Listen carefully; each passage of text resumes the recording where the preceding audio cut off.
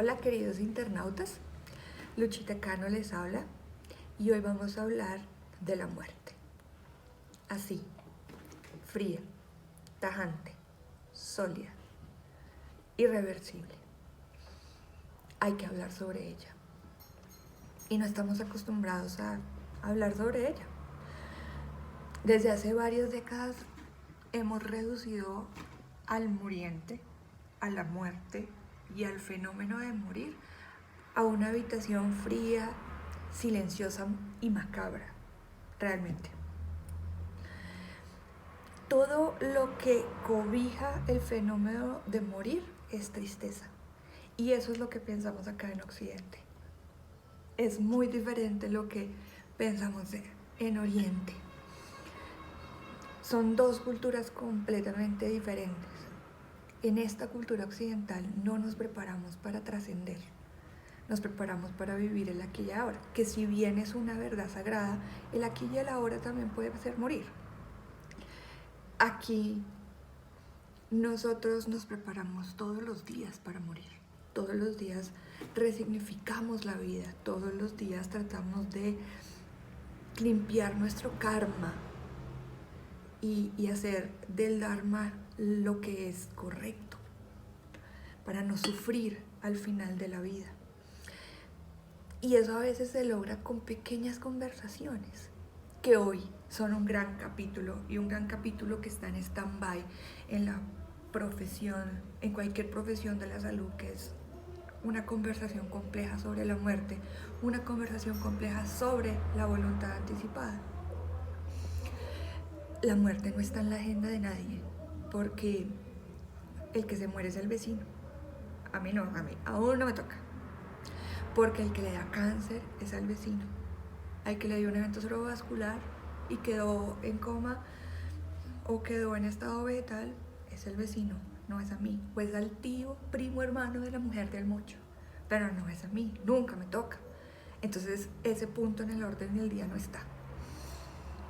Entonces, para colocar la muerte sobre la mesa necesitamos primero ser consonantes con nuestro sistema de valores y creencias. La muerte es un fenómeno natural que todos vivimos, todo ser vivo muere y todo muere para nacer. Es cierto que por más que nosotros estemos preparados para partir, no es fácil enfrentar el final de la vida y no es fácil para la familia enfrentar el final de la vida de alguien. Pero normalmente eso ocurre por la falta de una conversación. Y se los voy a contar cómo lo viví yo. Porque la única conversación compleja que yo tuve cuando mi papá se murió fue él. Él a través de su muerte me enseñó. Él a través de su enfermedad me enseñó. Él a través de su profesión me enseñó que la vida se acaba. Y que reencarnar en otro buen ser humano hace parte del buen actuar en este plano físico. Pero fue la única conversación compleja que yo tuve. Yo no tuve ningún acompañamiento por parte de los médicos de mi papá. La única conversación compleja que tuve para enfrentar la muerte de mi padrino fue la de él cuando me solicitó no ser reanimado por si venía algún evento coronario que él ya sabía iba a venir. Ahí no tenía yo ni la más remota idea que era una conversación compleja, así yo hubiera tenido con ellos varias. Pero cuando se murió mi padrino yo era ya interna y nadie me había hablado de cómo se debía acompañar o cómo se debía abordar esto que nos iba a pasar a todos. Es más, mis colegas en el internado no sabían ni siquiera cómo hablarme en el duelo, porque mi padrino, después de que se muere, mi papá se convierte en mi figura paterna principal y es con quien yo comparto toda mi carrera de medicina. Y con el tiempo y con mi conversión al budismo entendí la razón por la cual morimos. Y eso es algo que nos pasa a todos en algún momento, y es que comprendemos por qué debemos morir, por qué debe morir un ciclo para que se muera otro. Con toda seguridad, si mi papá no se hubiera muerto, yo no estaría haciendo este video, porque no estaría haciendo esto en la vida. Pero uno conecta esos puntos es en retrospectiva. Y entonces viene un fenómeno que me pasa a mí, y es que pasé 8 o 9 años por una lesión en la columna, quedo yo parapléjica. Y yo debo ser intervenida quirúrgicamente por fractura de mi cuerpo vertebral lumbar número 5. Y entre vértebra y vértebra hay un núcleo, es una E, y hice una protrusión completa de ese cartílago que hay entre vértebra y vértebra. Eso me implicó a mí una cirugía importante, una caja metálica en mi columna con unos tornillos atravesados. Técnicamente la cirugía fue un éxito, porque al otro día yo estaba caminando con el dolor medianamente controlado. Para ese momento yo ya llevaba mucho tiempo tomando mórficos, y lo único que no alcancé a consumir fue metadona, pero el resto los consumí todos. Bueno, hace tiempo no había fentanil disponible sublingual, estaba apenas el parche, y ya para ese tiempo también yo tenía dificultades para que la EPS me diera los parches de buprenorfina, porque antes de la cirugía yo llevaba ya varios años con esa lesión, hasta que caminaba en bastón, o sea, fui perdiendo la movilidad, y en un periodo corto quedé sin sensibilidad de las piernas, que me impedía caminar. Entonces en ese postoperatorio claramente me estaban colocando mis dosis diarias de opioides, pero mi médico internista nunca se habló con mi anestesióloga, y entonces por la mañana venía él y me colocaba o me reajustaba la dosis del mórfico, y a media mañana venía mi anestesióloga y me reajustaba su propio medicamento. Al cabo de una semana me broncoaspiré, y esa broncoaspiración terminó en una neumonía multilobar, terminó en una falla ventilatoria, terminé llena de agua con un tromboembolismo pulmonar. Mis paraclínicos no eran nada buenos. Eso sí, mi internista le metió el hombro a sacarme adelante, pero hubo un momento en el que me dijo: Lucha, ya no podemos más, ya el pulmón no responde y la infección no responde, la infección se está diseminando. Aquí debemos entrar a la unidad de cuidado intensivo. Y yo, como tenía periodos de lucidez, y pues para ese momento ya sabía yo cuáles eran mis derechos, mi autonomía y mi voluntad, le dije que ese día me dejara despierta, que no me colocara tanto medicamento, que yo quería pensar, reflexionar y tomar la mejor decisión, pero quería yo comunicarle a mi familia qué estaba pasando.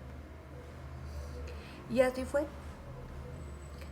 Decidí firmar mi código no reanimación y renunciar a mi oportunidad de ir a la unidad de cuidado intensivo. Y comuniqué mi voluntad anticipada. Y asimismo se lo comuniqué a mi familia. Mi familia no comprendía muy bien por qué yo les estaba hablando de esa forma, porque yo les dije con una sonrisa sarcástica, ¿no? Como siempre lo he sido, les dije: ¿ustedes saben cuáles son las 4 preguntas más frecuentes de un funeral? Y mi hermano soltó la carcajada. Y me dice: ay, Luz, no sé si sale con unas cosas. Y les dije: sí, es que yo quiero que en mi funeral hagan un folleto con las 4 preguntas más frecuentes de un funeral. Y es un funeral para ustedes, porque yo no creo en funerales, no creo en mí, no me van a hacer una misa, porque no soy católica. esa fue mi entrada, fue la forma en la que tuvimos que colocar sobre la mesa algo que debimos haber colocado hacía ya varios años. Porque a pesar de que mi papá se murió y mi padrino se murió, nunca hablamos sobre nuestra finitud. Esa finitud la toqué de mi familia cuando yo decidí que no quería ir a la unidad de cuidado intensivo y que iba a dejar que el sincrodestino hablara y que si me tocaba sentarme a esperar la muerte lo iba a hacer. Finalmente yo estaba muy tranquila porque he hecho de mi vida siempre lo que he querido y cómo lo he querido y he logrado lo que me he propuesto. Y si en ese momento me tocaba partir, no había ningún problema. Sí sabía que mi familia no estaba preparada para eso. Y eso corroboró lo que yo veía en mi práctica como médico que acompañaba al final de la vida, como médico que hace terapia alternativa y como docente de una facultad de medicina. Y es que tenemos un gran vacío en la comunicación. No sabemos comunicarnos, mucho menos esas cosas. Además, históricamente, por decirlo de esa forma, o tradicionalmente, como la muerte no está en la agenda, vivimos desde de un imaginario. Y ese imaginario es, no hablemos de la muerte. O sea, voy a ser muy colombiana en este sentido, porque nadie un domingo después de un sancocho trifásico dice, bueno, nos vamos a morir, ¿verdad? Entonces, ¿cómo es la cosa? Eso no ocurre. Cuando uno toca ese tema, la abuelita o la tía le dice calle la jeta y no la llame. Y por eso les acabo de decir, voy a ser bien colombiana, porque eso es lo que pasa al interior de la familia. Le dice, mijita, calle la jeta y no la invoque. Porque tenemos el imaginario que si hablamos de la muerte, la vamos a invocar, la estamos llamando. Y no es así.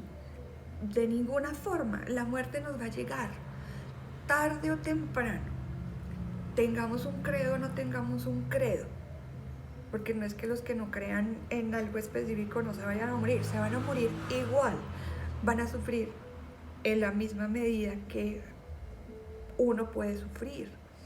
Porque todos tenemos ciclos por resolver y todos queremos irnos sin dolor y en paz con todo el mundo. Y lo que he visto a lo largo de estos años de acompañar pacientes y familias pasar este bardo doloroso es el gran significado de las conexiones interpersonales y las no resueltas. También hay otros temas como quién se va a quedar con nuestros peludos. También muy importante el tema de las herencias, porque si no hablamos de la muerte, mucho menos hablamos de las herencias, las parcelas o el testamento vital.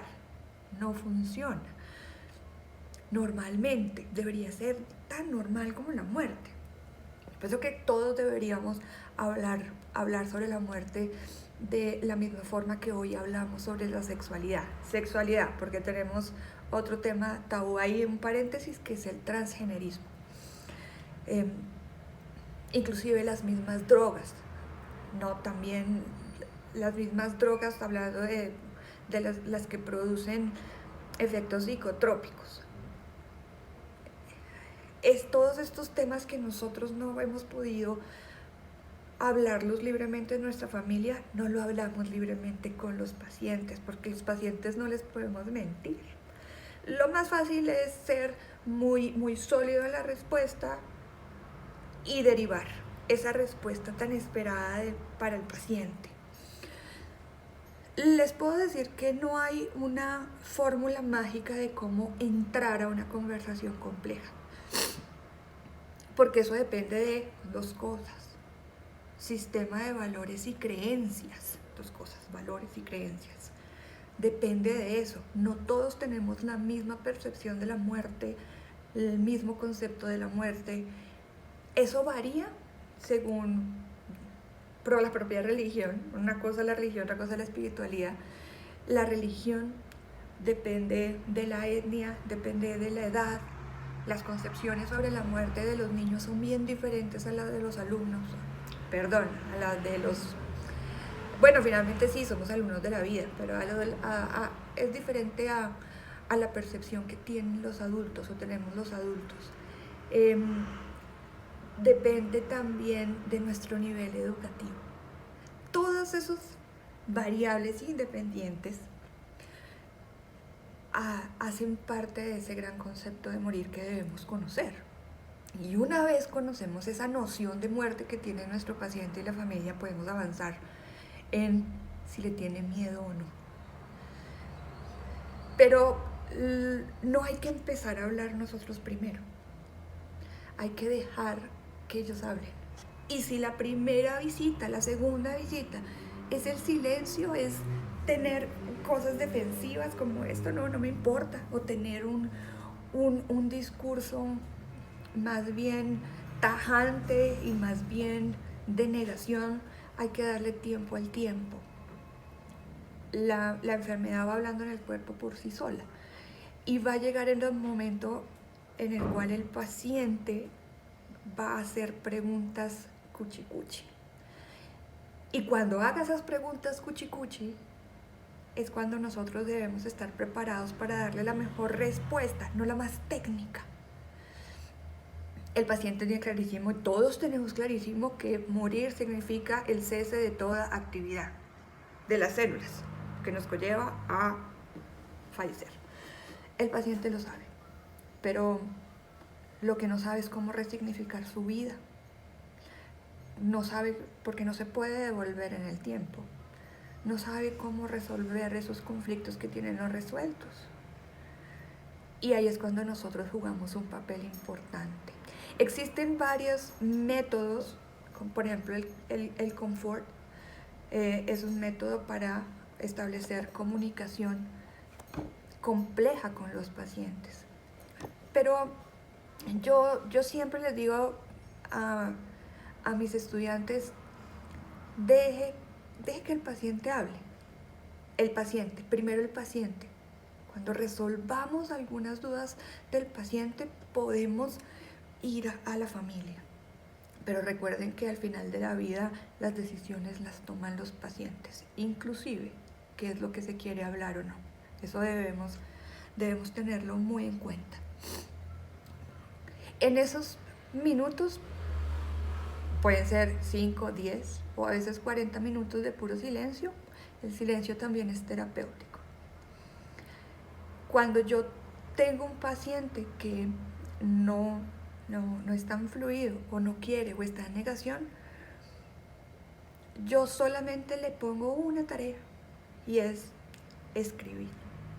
El journal, así como se lo recomiendo, se lo sugiero a todos mis pacientes que no están enfrentando el final de la vida, creo que el journal, y he visto cómo escribir un diario de emociones nos permite ver la vida con otra perspectiva y nos permite desrevolucionarlos, nos permite ver con otra óptica esas situaciones que a veces las tomamos como tan visceral y a veces herimos. Entonces la primera tarea que yo les pongo es el journal, escríbanlo. Después me muevo hacia la pregunta abierta, ¿cómo está? ¿Cómo se siente?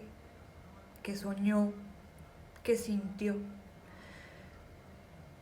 Y de ahí la experiencia profesional es lo que nos permite llegar al tema neurálgico, y es que los seres humanos no somos buenos con la incertidumbre. Y el paciente que está falleciendo tiene una gran incertidumbre, que es su legado. Y la familia que está desarrollando ese duelo o que no lo ha podido desarrollar o resolver,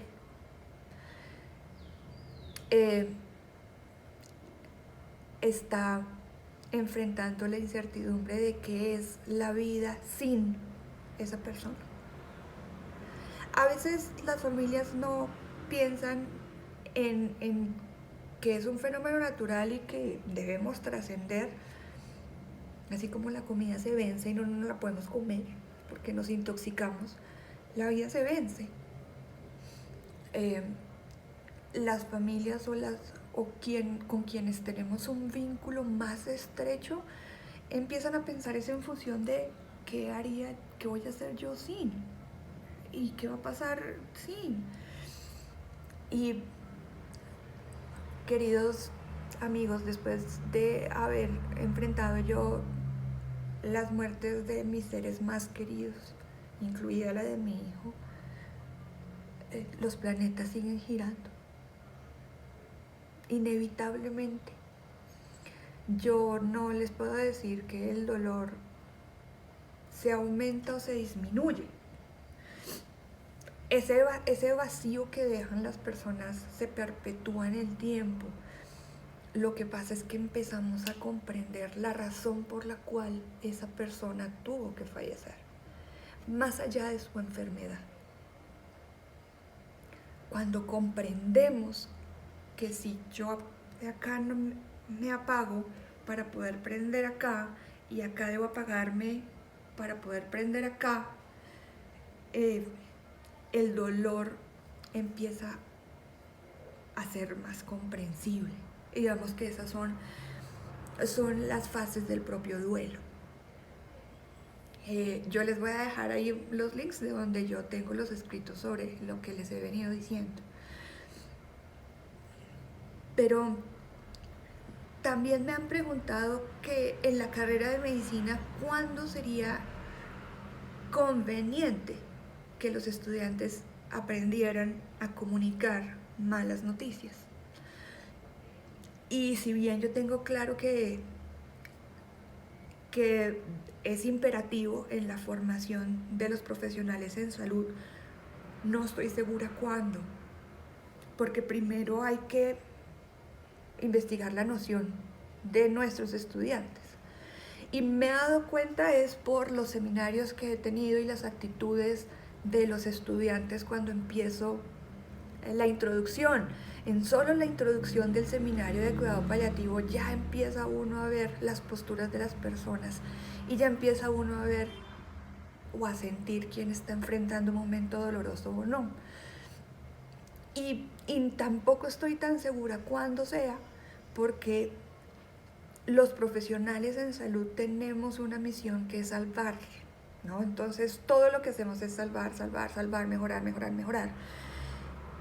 Y en algunas ocasiones cuando se enfrentan, y eso especialmente cuando no han hecho una reflexión profunda de su muerte o de la muerte de un ser querido, y se enfrentan a la frialdad de la muerte a las 3 de la mañana en un servicio,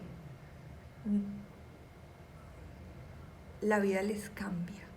Y he conocido estudiantes que solamente han requerido la muerte de un paciente para reevaluar su vocación en la medicina.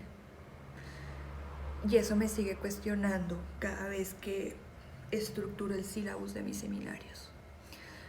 Y es cuando. Porque una cosa es que uno en una clase, y digo clase porque no creo en las clases, sino en los encuentros con los estudiantes, uno les puede dar información exacta de qué hacer. Pero finalmente, gran parte de la educación en medicina es algorítmica. No, solo aprendemos algoritmos y guías. No, todavía no, la gran mayoría, no formulamos hipótesis o no reflexionamos sobre la realidad. Entonces, lo que he podido evidenciar es, primero hablemos sobre la muerte. Cuando estemos confortables, seguimos ascendiendo, ¿no? Tenemos que tener un conocimiento, los que hacemos cuidado paliativo, debemos tener un conocimiento basado en la mejor evidencia, eso sí, para tomar las mejores decisiones.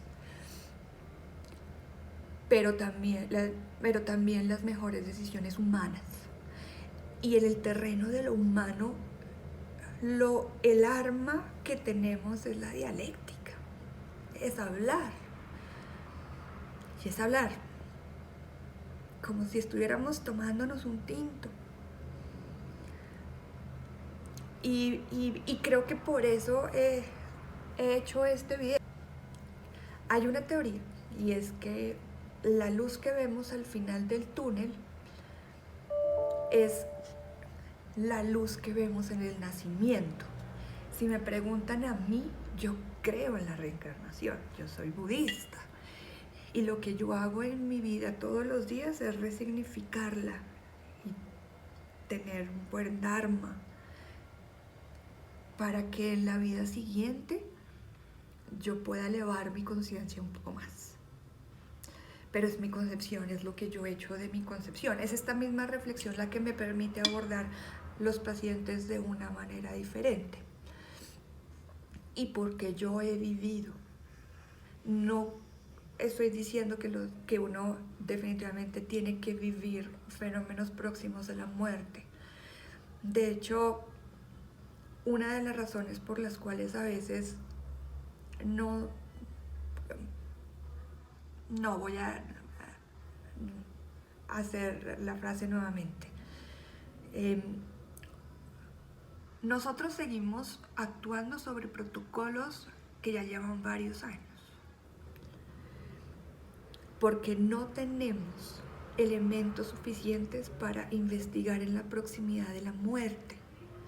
Los elementos que tenemos son espirituales o religiosos, y es lo que experimentan nuestros pacientes al final de la vida. Entonces, yo no estoy diciendo que uno tenga que tener esa experiencia para tomar una decisión. Eso me pasó a mí. Como mi experiencia es bien diferente a la de todos mis colegas.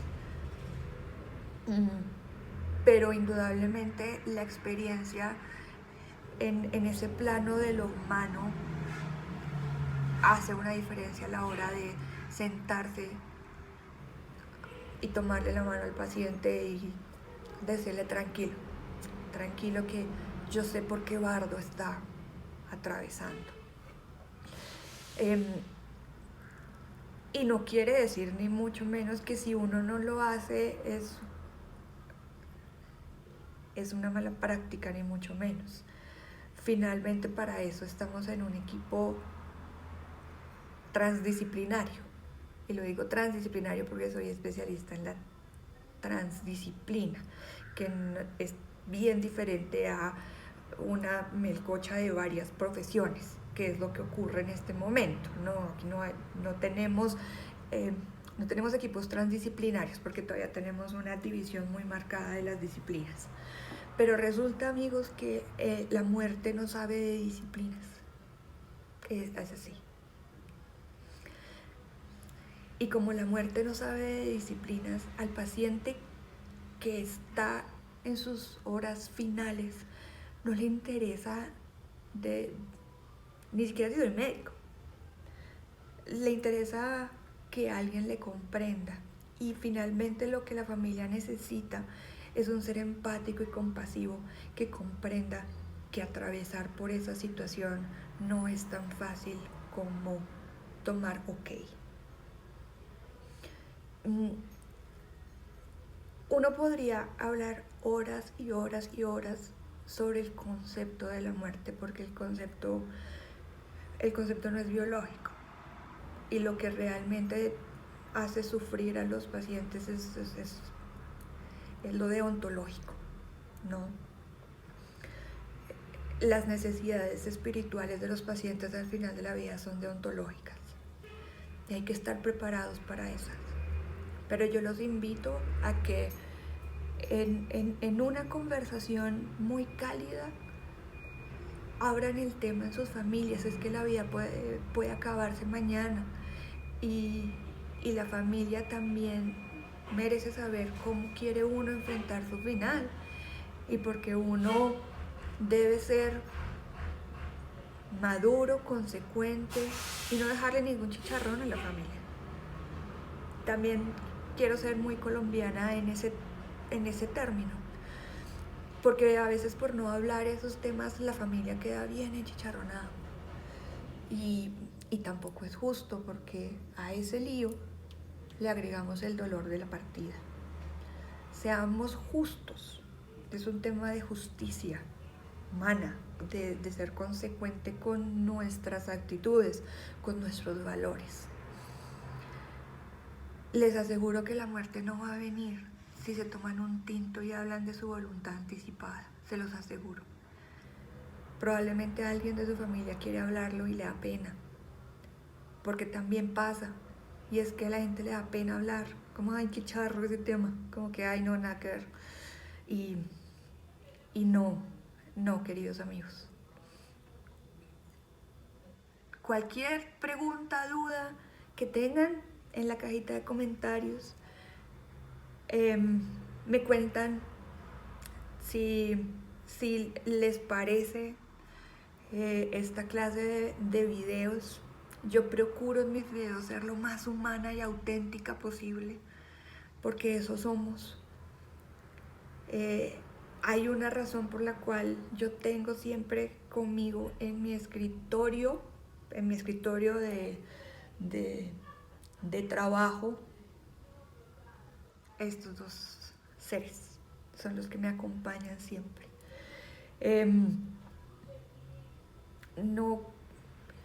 No quiero profundizar más en lo existencial, solo quiero que lo entiendan desde esa perspectiva.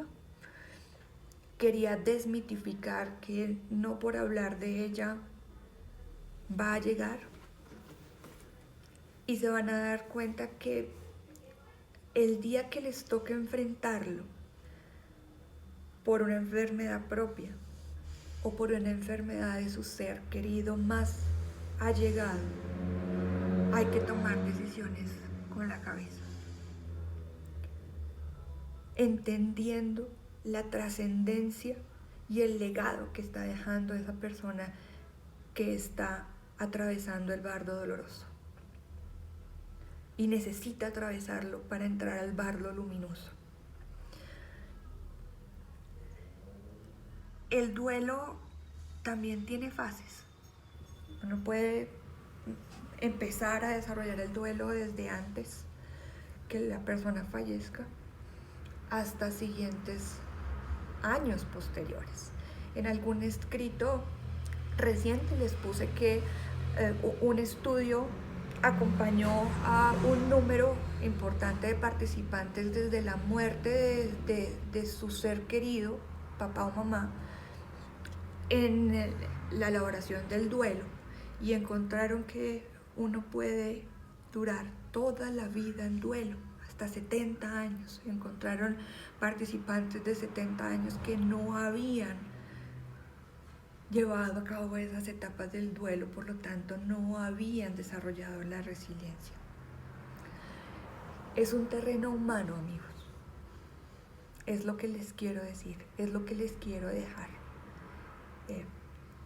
Estén en consonancia con sus valores y transmítanle sus valores a sus familias o a sus amados. Hay que aprender a qué tenemos derecho y a qué tenemos derecho al final de la vida y cómo queremos irnos.